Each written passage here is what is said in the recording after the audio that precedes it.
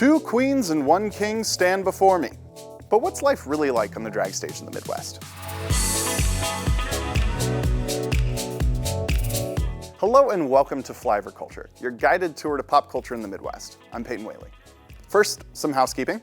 As you can see, we are back for an all-new season with some great videos coming up. So make sure you're subscribed and hit that little notification bell. How you doing, everyone? I'm in Bloomington, Indiana, which is by no means a small town, but it's also a far cry from major cities like New York or Chicago or San Francisco, where the art of drag is abundant. The Midwest also has a certain reputation for how it treats queer people in spaces. That's why I wanted to get to know some local drag performers and hear about their experiences on stage in the Heartland. Hi, I'm Oriana Perón. I am a Bloomington, Indiana-based drag queen. I'm Vicki St. James. My name is Verna Vendetta, and I'm a drag king and just sort of performance artist in general. I always kind of loved the idea of drag.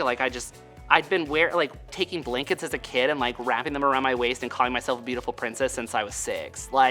It's not really any logical step for me to don on some sequins and double stacked hair and wander out into the world. Drag is really just an overly dramatic caricature of either a character or maybe a gender, sort of poking fun at gender stereotypes and just anything that your particular character that you might be dressed up as might be involved in. Verna's been in the game for about 7 years, Oriana for 10, and Vicki has been doing drag for 35 years. A lot's changed since she started. More versatile, more selections, more different types of drag now. When I came out, the whole idea was to fool everybody, and we didn't like to use the word drag. We wanted to use the word female impersonators because it was not trying to be something that stood out. We wanted to look like women on stage, in stage makeup, in stage costumes. It progressed from being pretty and delicate and feminine to then there were the hard, heavy dancers later on, and everyone started to do more dance music rather than glamour, and club kiddish kind of got in there for a while. As a drag king, someone who often performs in more masculine drag, Verna's vastly outnumbered by the queens in the scene.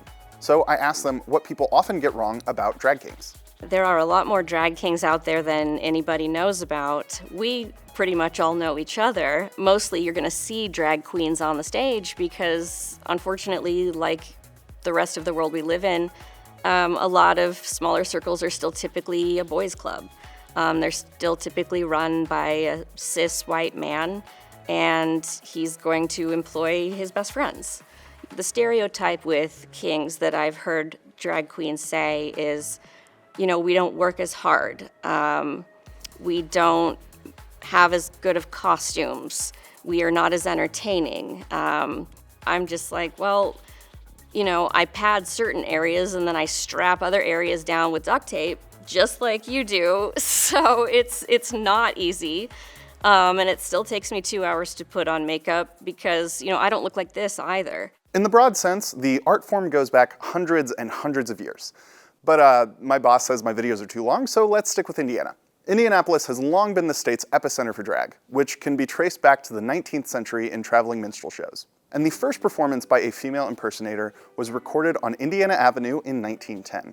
The Avenue is famous for its jazz history, but also for its lesser-known queer history. It was the main street for black culture in a segregated city. The first Pansy Ball was held on August 5th, 1933, and by all accounts was a huge success. 2,000 attendees with 1,000 more waiting outside to get in. The backlash was less encouraging. Newspapers pushed for police to intervene, and in 1933, the police chief was praised for his crackdown on these kinds of shows. And while Indiana Avenue thrived for a time, by halfway through the century, the black community was pushed out. And by the 70s and 80s, as Stephen Lane writes, revitalization efforts of downtown Indianapolis made Indiana Avenue unrecognizable as a black entertainment district. But those early black queens were responsible for visibility of both drag and queer community throughout the state. Performer Miss Thang told Indy Star, "Every queer person benefits from that visibility that these queens were able to create. This is all of our history." For the performers I was able to speak with, drag today is any number of things. Music, dance, comedy, pageants, or just a general form of self-expression. So what got them into the art form? I had always wanted to try burlesque, and so there was a show happening locally that was looking for new performers. And I had had some experience on the stage as a belly dancer prior to getting into burlesque and drag, but I always knew that, like, you know, hopefully burlesque was something that I would be able to try one day. I just like the whole like storytelling aspect of putting together a costume to a song that you really love. And I like to try to think of surprises, you know, so what could I do to surprise the audience? You know, I call it shenanigans. My mom and I took a trip when I was 9-ish to Rhode Island. We were gonna go camping, and it was raining, so we stayed in the city that we were nearby, which was Provincetown. And we're wandering around, and I'm like noticing, 4 supersized Barbies. I'm like, I have to say something. And so I lean into my mom, because like, there's just drag queens everywhere. And I lean into my mom and I just said, these women are really tall. Totally serious. And she just said, well, those are actually men. And I said, oh, okay. What kid just says, oh, okay, and then doesn't become a drag queen later? The original gateway was I was in a small town and I didn't have very many gay friends, and the only ones that befriended me were a group of drag queens. And then when I was kind of pushed out of my family comfort zone, those drag queens took care of me, and then one day they just said, let us put you in makeup, and it never stopped after that. Whether it's through drag parents, drag kids, or full-on drag houses, mentorship is huge. Performers early on will often adopt their drag parent's name to let others know who showed them the ropes. So the bar at the back door was just getting started. I was showing one of the owners some of my cosplays, and they were like, well, we should do a Disney show. And we've got drag queen who hosts our shows, Argenta Perón. And so I performed in it, and I was like, maybe she's born with it. Maybe it's definitely Maybelline makeup from CVS Pharmaceuticals, and I should not have been wearing that on stage. But it was a cute attempt, and she kind of took a shine to me in that moment. And by the Halloween show a few months later, I had adopted the last name Perón, and she was officially my drag mother. But Vicki does things a little differently. I probably have about 7 daughters, and probably that many boys too. I never let my drag daughters take my name. I always make sure they have their own name. But I have a lot of boys too, drag sons, and I let all of them take the St. James name because I didn't want them to have to live in my shadow or be compared to me. I wanted them to be able to stand on their own. These 3 have performed all over the country: Florida, Texas, Pennsylvania. So how do the Midwest and Indiana compare? Indiana used to be one of the peak places for drag. In the 80s up until the mid-90s, a lot of national title holders are from Indiana or won their titles in Indiana. But then Indiana's kind of closed-minded and backwards a little bit in pockets. But like Florida and Texas, they just don't care. The more over the top, the more glamorous, the more active you are on stage, they're supportive of it all. That's my experience. Even with more mainstream visibility, thanks to things like RuPaul's Drag Race and the Bachelorette Party industrial complex, exclusively queer spaces are still at a premium. Growing up, like, there was this whole movement with signs that popped up when I was in high school, and it was no hate, not in our town, not in our, like, and it was like, no, no, no, not here. Those signs were everywhere, and at the same time, as I would walk to high school or walk home, people would shout out of their car windows, faggot. Like, in the same place, like, I had my life threatened in high school by people who got my AOL Instant Messenger screen name. These things were happening to me while it looked as if, you know, the town was rallying for positivity and change, which it was, but these things were still occurring, and not that they don't still occur today, they absolutely do. Which is why I think that it is extremely important to make sure that there are spaces. You know, straight people are like, oh, it's too much, like, you guys have enough. It's like, no, we don't have enough. If I were to have a partner, I would not still feel safe holding their hand walking down the street. It's not too long ago that Vicki says her drag got her in trouble with the cops. Well, when I first started, by law you had to have 3 articles of men's clothing if you were in drag. And I was actually pulled over before on Highway 69 coming back from Indianapolis going to Anderson with my girlfriends. The police officer pulled us over because he couldn't see through the car because we all had big wigs on. And he made us get out on the side of 69, it was probably about 11 o'clock, and made us disrobe to prove that we were wearing our 3 articles of men's clothing, and made us, after that, made us all take off our wigs and ride home without our wigs on. We got by with it because we wore our regular boy underwear at the time, and then we put a pair of socks in one bra cup and a pair of socks in the other, and it counted as 3 articles of men's clothing, so we didn't get arrested. And it was humiliating. People going by honking their horns, watching us out there. I'm sure they haven't changed it, but I don't think they're enforced now.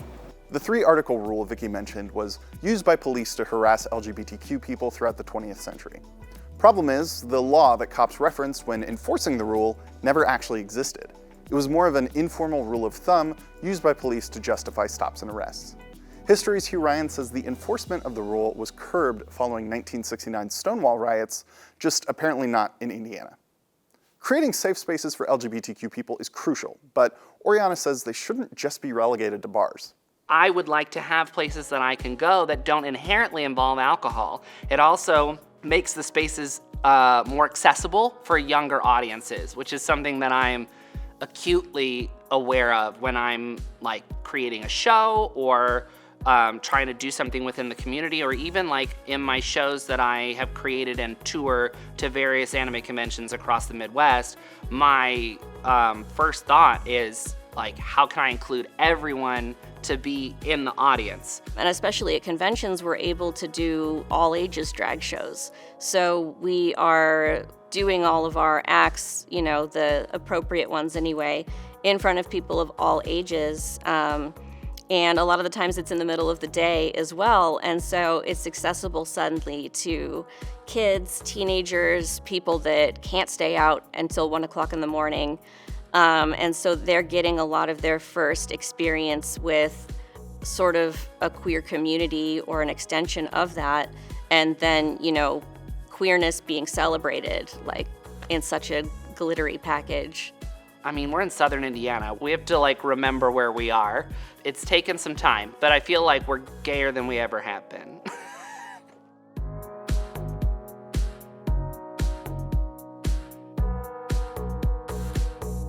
What's next? Where do these performers see drag here going? With the pandemic happening, a lot of shows were converted to digital, but that was really hard for people like me who are not tech savvy.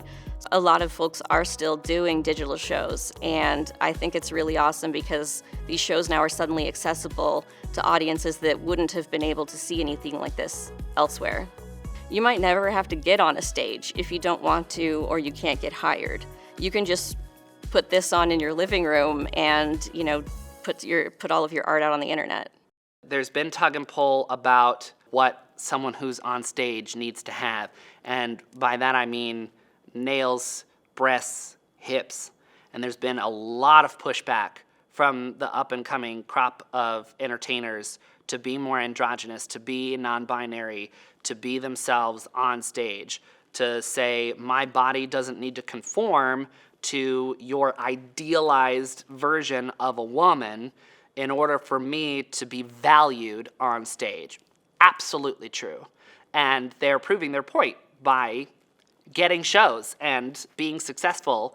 And I hire a lot of them to come with me to anime conventions because a lot of them are nerds and they have cosplays and things. And so we go, and then they see like all these people in the audience that just like immediately start adoring them. And I love watching that. Like, that just makes me so happy to see somebody that's like, oh, I've been beaten down and like, you know, I'm having a really hard time like making it. And then I bring them to one of these conventions and like to just watch them smile nonstop like all weekend is just like, I love that.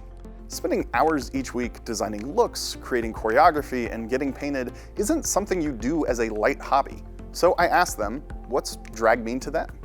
I get out of it everything I knew that I couldn't be as a child that I was fearful of as a child. I wanted to be Daphne on Scooby-Doo or Ginger on Gilligan's Island.